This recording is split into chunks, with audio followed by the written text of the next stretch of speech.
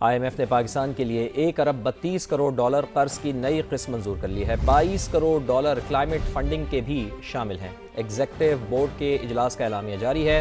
I am F کا tax net بڑھانے، اصلاحات جاری رکھنے پر زور۔ حکومت نے بجلی، گیس اور پیٹرولیم مصنوعات کی قیمتیں لاگت کے مطابق بروقت بڑھانے کی یقین دہانی کرا دی ہے۔ شکیل احمد کی رپورٹ۔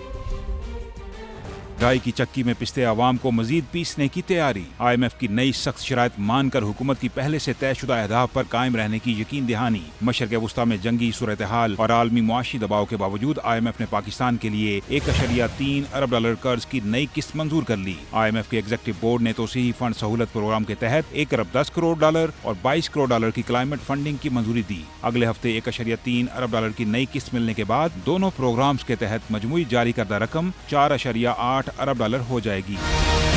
ایگزیکٹو بورڈ اجلاس کے اعلامیے کے مطابق ایف بی آر ٹیکس وصولیوں کے اہداف پورے نہیں کر سکا۔ آئی ایم ایف نے رواں مالی سال پاکستان کی معاشی شرح نمو 3.6% اور اوسط مہنگائی 7.2% تک رہنے کا تخمینہ لگایا ہے۔